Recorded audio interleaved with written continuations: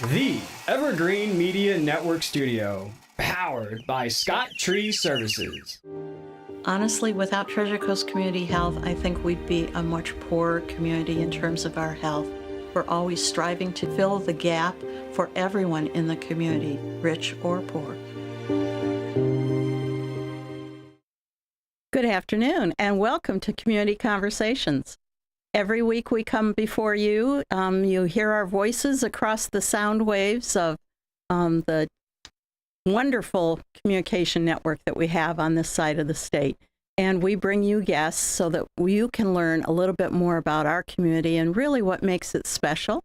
And so today I have with me the CEO of the Hibiscus Center here in Vero Beach, Mr. Markley. Welcome. Good morning, Vicki. Thank you. Thank you for having me. We've had a wonderful conversation while we were waiting for the setup. Yes, we did. We're both from up north in the Midwest, just to make things clear. Two battling states, actually. Yeah, well, not really anymore. Michigan and Ohio, I think they got over that, didn't they? Oh, I don't know. Oh, okay. I'm talking about football. Oh, okay. Well, we'll pass on from that. Yeah.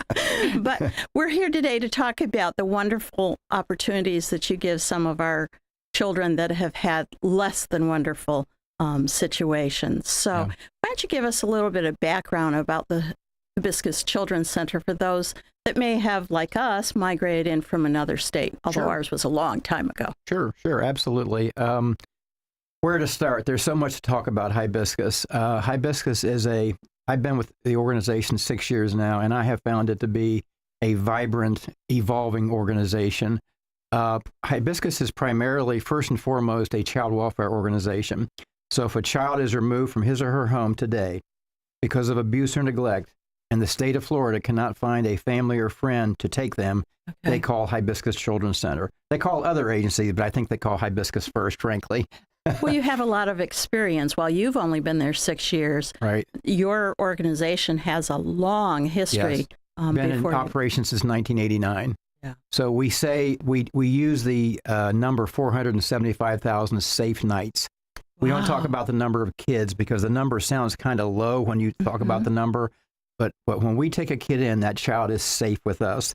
That child is loved. That child is nurtured and taken care of. And I guarantee you they're better off when they come to Hibiscus than they were the day before. Absolutely. And our length of stay is the kids stay with us for a week. They may stay with us for several weeks, several months, or even years. We have had many kids aged out of the system through Hibiscus. Let me just tell you about our residential services, if I may, first, though, Vicki. I think that's what most people know you for, is the residential services. But we have it's kind of a three-legged stool, I would call Hibiscus. First and foremost is our residential care.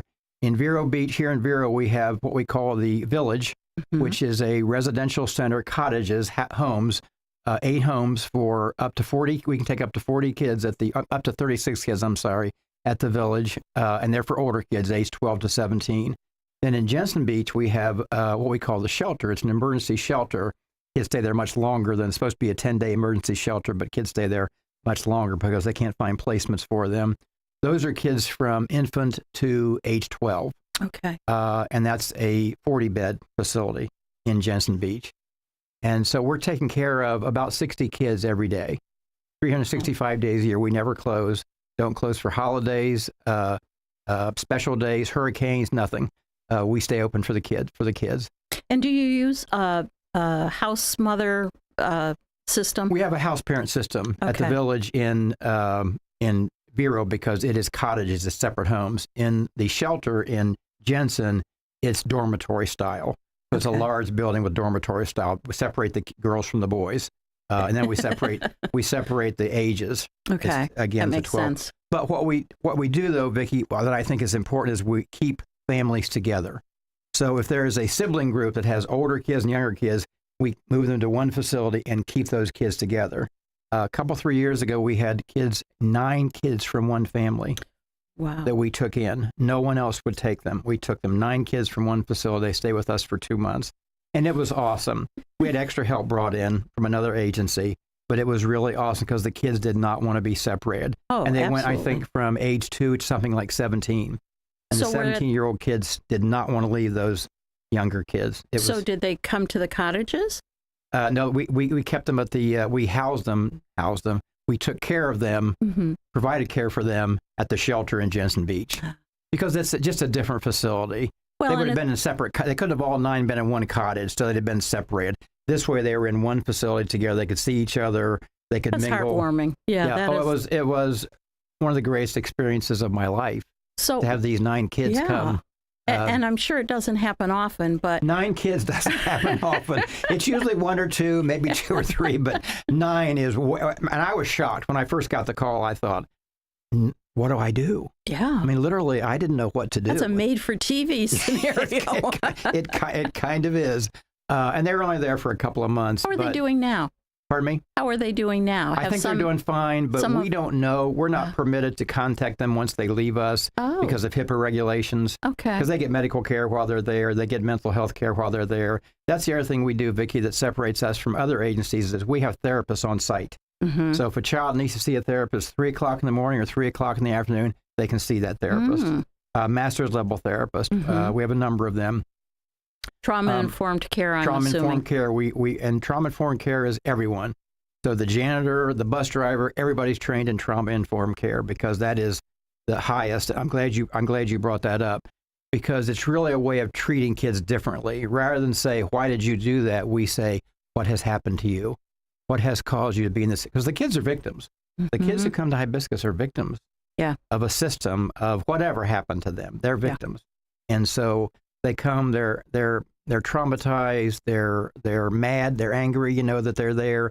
They don't want to be away from their parents. They really, even if it may have been a bad situation, they still love their parents and want to be with their parents. And it's really tough. It's really tough the first few weeks they're with us. But after a while, most kids, what would you call that? Acclimate? Acclimate, yes. Most kids acclimate, yes. Yeah. And so during those first few weeks, do you have on-site schooling for them or do they? No, they go to the local public schools. Okay. Yeah, if they're school age, they go to the local public schools. And they can do virtual learning, but we encourage them going to the local schools. And the older kids, they have to go to school, they have to do their homework, and they have to be on track to graduate. Wow. And that's hard enough with a child who hasn't gone through a difficult situation. You guys have got you're right, Vicki, but we set the standard right when they come in. And we don't do it in a mean way. We just say, these are our expectations of you, and these are not negotiable. But we do negotiate, of course. Sort of like an employee orientation. It is in a way. Yeah, this it really is what is in you a way. should expect. And we take it slow. We don't, school has to be important because some kids come to us 2 and 3 grade levels behind. So we have to try to catch them up. That's part of our role, try to catch them up. So the state doesn't expect that, but we do it. Because it's the right thing Because it's the right thing to do. We do the right thing to do for the kids.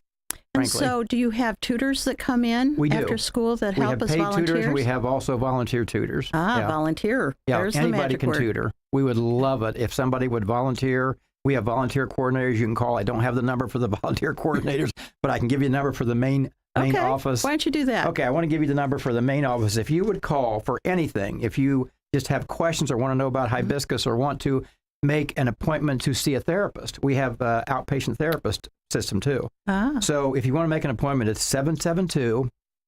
772-340-5750 and extension 435. That would be for community mental health, but the main number is just 340-5750.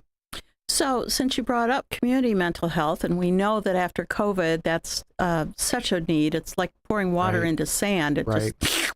Yeah, well, we employ 13 full-time and part-time therapists. Okay. And you do not come to us. We don't have the old medical model. I'm not calling it the old medical model because you're with That's okay. a federally qualified health center, so I don't want to say old. But the prior medical model, let's say, we go out to the homes. Okay. We go to the schools. We go to the client's natural environment because we think that's important. And we don't have a no-show rate when we do that. Yes. Because the family is there and waiting on us. And we provide mostly family therapy, but we do provide individual therapy. And I have some numbers. I just want to make sure that people realize this. Last fiscal year, we served 585 families or individuals. Wow. This fiscal year, we still got a month to go, and we've already served more than 600 families and individuals. Kudos. So it's really an awesome service. Therapists are really well trained. And by the way, Vicki, we also have the only on the Treasure Coast, the only health department certified sexual abuse treatment and prevention program. And the reason that is important, if someone is a victim of sexual abuse, they don't have to drive 2 hours to get care. They can come to Hibiscus Children's Center at one of our locations, or we come to you. Or we very often go to the Children's Advocacy Center in Port St. Lucie. That's where we have a therapist full-time there. Okay. So that's where, it's a one-stop shopping basically there. Wonderful. Yeah. So I am curious about the 500 to 600 families that you serve. Is that open then for new foster parents? It's open to anyone. It's open to the public. It's Who open utilizes to anyone. it? Let me ask it a different way. Who typically uses that? Families that are struggling. Families that are close to having their children removed from their homes. Okay. Children who are struggling. Again, we try to involve the family. Family therapy is a big part of it, because the family, you can't take the child out of the family and then put the child back in. You've got to have family involvement. So we work very hard to make sure there's family involvement, and that's difficult sometimes because parents work. Parents have other obligations. Parents have issues themselves. Exactly. And so once we get into the therapy, we find there are other issues that we need to address during that time. Well, I was thinking about a situation that I was told about a couple of years ago now. An individual whose child was, unbeknownst to her, being sexually abused. And when she found out, then of course she wanted to get treatment for her child. And the $64 question was, what's the best place for that to happen so that the child doesn't have to ask what she called silly questions. Someone who is used to doing that. Right. And our therapists are trained. They receive additional training every year through the Department of Health, specifically for victims of sexual abuse. So the place to call is Hibiscus Children's Center. That's really, really good to know. On the Treasure Coast. We're going to take a short break for a word from our sponsors, and then we're going to come back and talk about the other two legs of your three-legged service stool. All right. Okay? Thank you. Hang in there. We've got some great announcements for you to hear.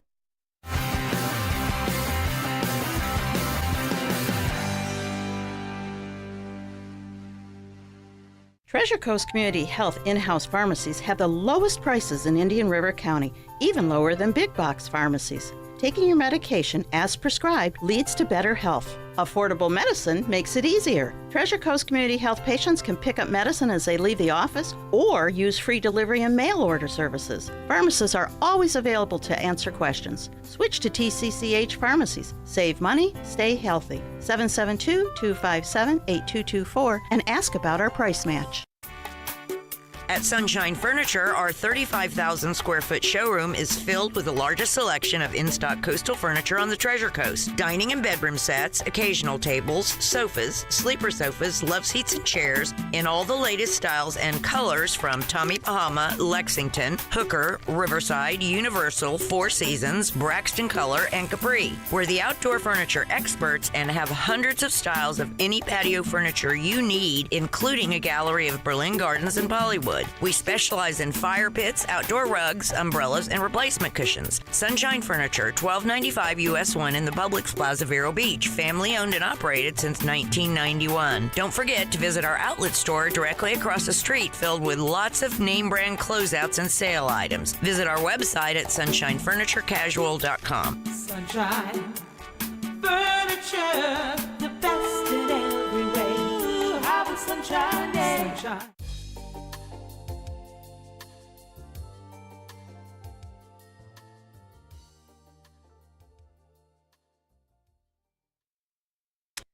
And welcome back to Community Conversations. If you're just joining us, my name is Vicki Soule. I'm the CEO of Treasure Coast Community Health. We have 8 locations for medical, dental, behavioral health, pharmacy, lab, x-ray services around Indian River County. But we know, even despite all of the growth that we've had and the growth we anticipate, the need keeps growing. And so we're responding to that. And yet, we can't do it alone. So every week, I invite someone here from our community to talk about the things that are going on in the community. Sometimes we have established relationships already with them. Sometimes it's a new opportunity, as we just talked about today during the break. Welcome back, Mr. Markley. Thank who you. is the CEO of the Hibiscus Children's Center here in Vero Beach. So we will be having a conversation about other ways that we might be able to line off camera. Great. That's awesome. So you started out in the first half telling us about the village, okay, the residential piece of what you do, but you said that it was one of 3 different service lines. And so let's talk in the next 8 or 9 minutes about those other 2. Well, we did touch on the second one, and that is the community mental health service. And let me just reiterate that we have 13 therapists. They are master's level therapists. We do not have a waiting list. I think that's important too. That is amazing. Yes, I'm not sure exactly why we don't have a waiting list. I wish I knew how they did it, but it's a miracle. But if someone called today, they could probably get in to see a therapist next week. Wow, that's fantastic. I work with agencies where it's 6 weeks, 8 weeks out, and I'm sure you're aware of that too. Yep. So anyway, but the therapist, what I think is important to know about the therapist is that whatever issue someone is dealing with, because we have so many therapists, we have someone who can help you. And once you come in for a presenting problem and you let us know where we are, then we assign you a full-time therapist. Okay. So I don't want it to be scary. And we come into the homes. You know, we go to the schools, we go to hospitals, wherever the client is, we will go to you. Very, very convenient. Yes, it's very convenient. You do not have to get in your car and travel. You don't have to make it. You have to make an appointment, but you don't have to travel anywhere. So it's a low cost thing, you know. And we accept private insurance and we accept Medicaid. Okay. Most of our clients have a medical card. If they don't have a medical card, is there a sliding fee scale? There is a sliding fee scale, yes. Okay. Yeah. So those are the kinds of things that they could find out about if they called your organization. And in the first visit, they would, they get that information over the phone, but then the first visit, you know, and we encourage families to attend, and we encourage families to be together. At least one parent, both parents would be better.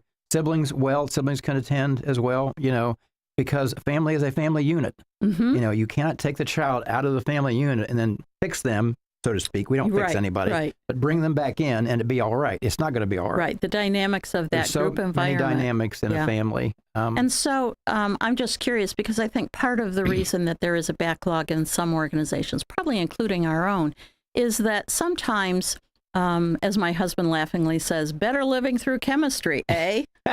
Sometimes medication is necessary, and counselors aren't allowed to deal directly with that. They have to make a referral. Right. Many of our kids in our residential centers are on psychotropic medications, but we have medical people on staff, not mental health professionals, just medical, you know, I can't think of the term, but medical assistants, basically.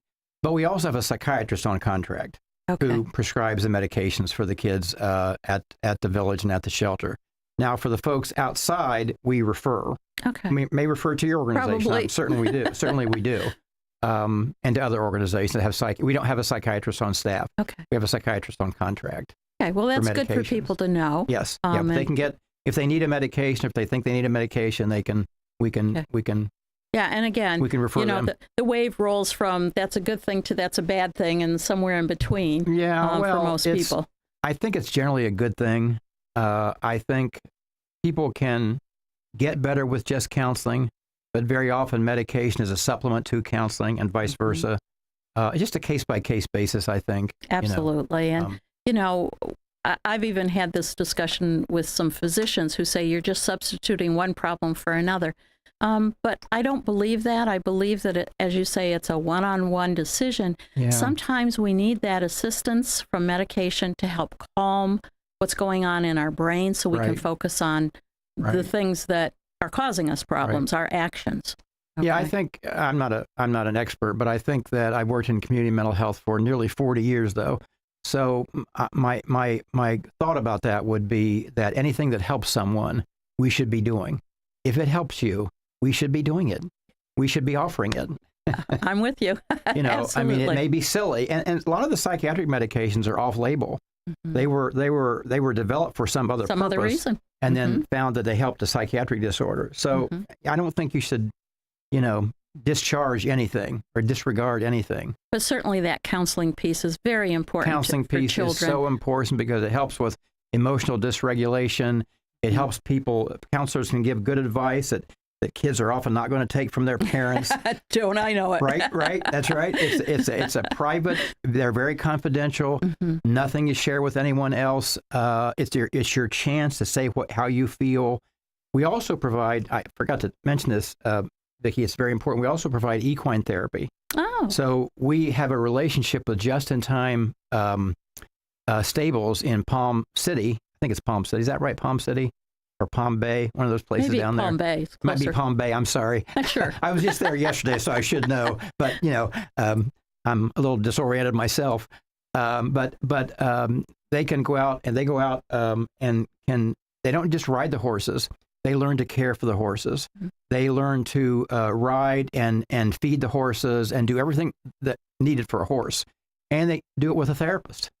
That's wonderful. And so the kids open up because it breaks down all kinds of barriers for kids.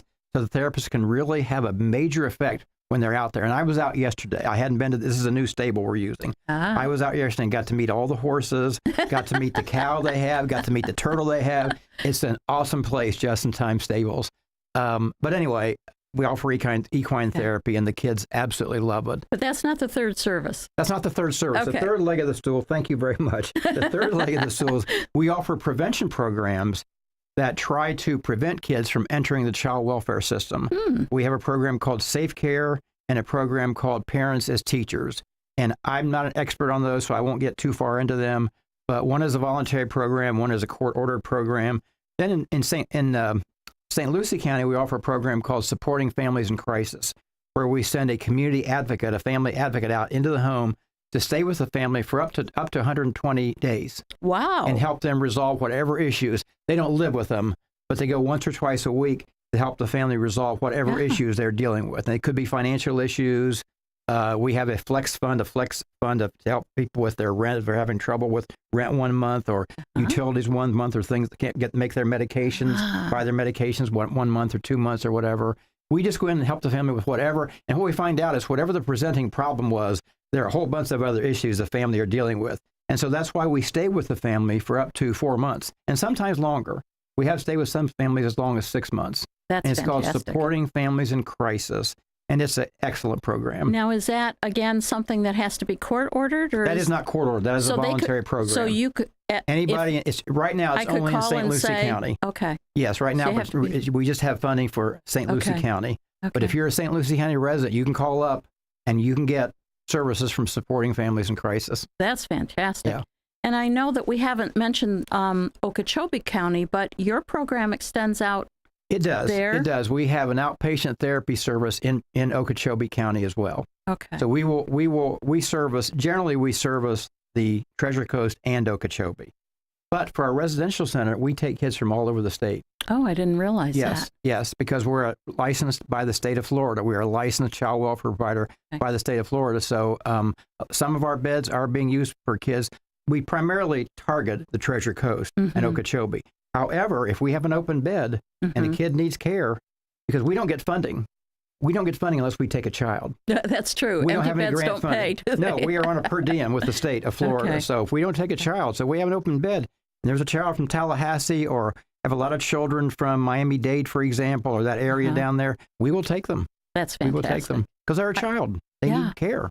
They need that supportive care. Yes. Yeah. Because to have to leave your family, regardless of the circumstances, It's tough. is very tough. Tough. So again, thank you for being here. Thank you, Vicki. I appreciate it so much. And listening audience, please, if you would like to find out how you might be of service to these children, as they say, it takes a whole village. So whether you have a little bit of time, a little bit of money, a little bit of care to make a difference, please contact. Please call us. Yes. Thank you. And the number is? The number is... he wants to make sure there's no mistake. He grabbed his piece of paper. 772-340-5750. And my cell number, if you want to call me directly, is 740-649-3734. I'm happy to have you call me directly if you'd like. Thank you all very much, and we'll be back next week, Saturday at 4:30. And until then, have a great week. That was awesome.